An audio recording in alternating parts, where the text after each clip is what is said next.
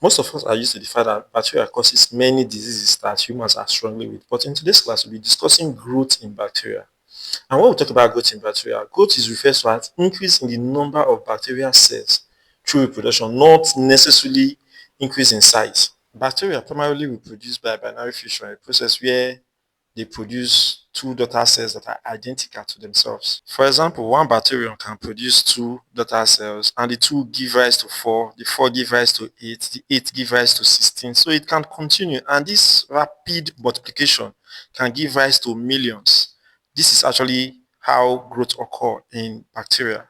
So growth is not increase in size, but increase in number or increase in population size. Binary fission is the main method or mechanism of bacterial growth through reproduction. All right, details of binary fission is actually in my channel. Let's talk about bacterial growth curve or growth curve of bacteria. Now, when bacteria are grown in a closed cultured system, they followed a pattern called the bacterial growth curve. The first phase is the lag phase, the second one is the log or exponential phase. We have the stationary phase and the dead phase, as you can see from the curve being displayed. Let's talk about the lag phase, which is the first phase. Now, during this phase, cells actually adapt to the new environment and enzymes and protein are being synthesized. So, because of the adaptation during this phase, there's little or no cell division. So, there's no significant increase in terms of population, or there may even be no population what increase in terms of what the numbers.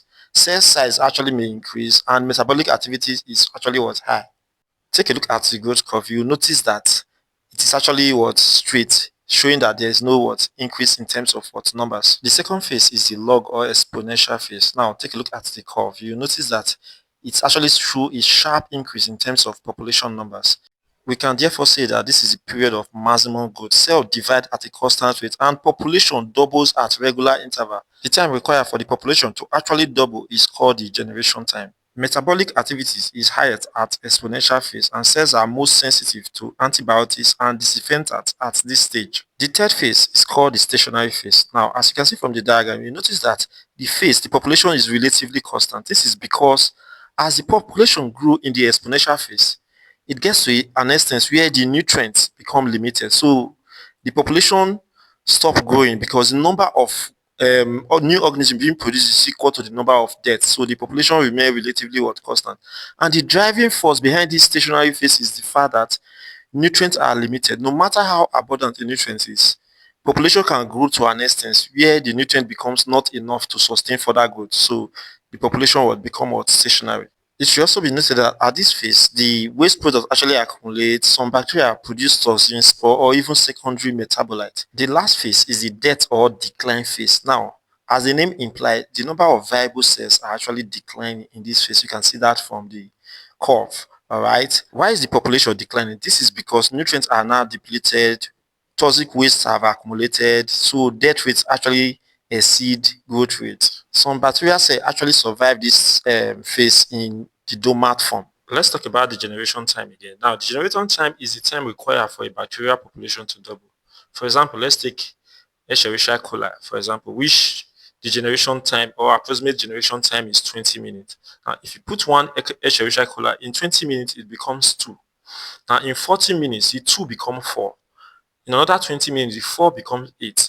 And in another 20 minutes, the 8 becomes 16. So that is how it goes. Let's talk about the factors affecting bacterial growth. Number one is actually temperature. Now we know that temperature strongly influences living organism. Pyrophys grows in cold environment, while mesophyll grow best in between 20 and 45 degrees Celsius. Now this is actually the best temperature for humans. Therefore, this bacteria strives in human body. We have the thermophils as well as what the hyperthermophils, which grow optimally above temperature of 80 degrees Celsius. pH is another factor that actually affects bacterial growth, and most bacteria prefer pH of between 6.5 to 7.5. All right. However, we have the acidophile that actually loves the acidic environment. We have the neutrophils, which love the neutral environment, and the alkaliphils that actually love the alkaline environment. Another factor that affects bacterial growth is actually oxygen availability. Different bacteria have different oxygen requirements. Now we have the obligate aerobe. This actually require oxygen for growth. We have the obligate anaerobe. This cannot survive in oxygen. They require absolute absence of what? Oxygen to actually survive. We also have the facultative anaerobe. Now, this can grow with or without oxygen. We also have the microaerophys. Now, these require low oxygen concentration for growth. They actually require oxygen that is lower than the atmospheric percentage, which is 21 percent. They actually require lower than that value to what? Grow or strive well. And the last one, we have the aerotolerant. Now, aerotolerant anaerobes actually do not need oxygen for survival, but they can actually tolerate its presence or the presence of oxygen.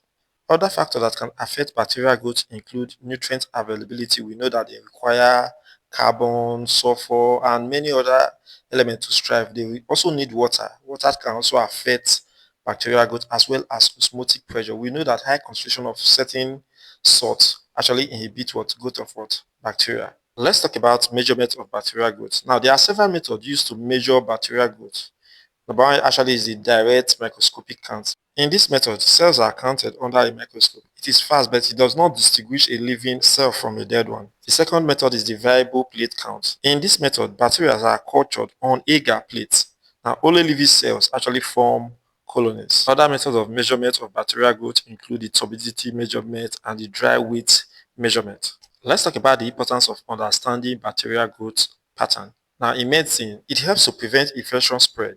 Even in food industry, it prevents food spoilage. Why understanding bacterial growth pattern actually help to develop a proper food preservation method. Let's talk about the importance of bacteria. Bacteria are actually used to produce antibiotics, enzymes, vaccine, insulin, and even fermented products. In agriculture, beneficial bacteria improve soil fertility, fix atmospheric nitrogen, and promote plant growth. Let's talk about the method of controlling bacteria or controlling bacterial growth. Now, the method can be physical, such as heat sterilization, pasteurization, refrigeration, radiation, or even filtration. We can also employ chemical methods such as the application of disinfectants, antiseptics, preservatives, or even antibiotics.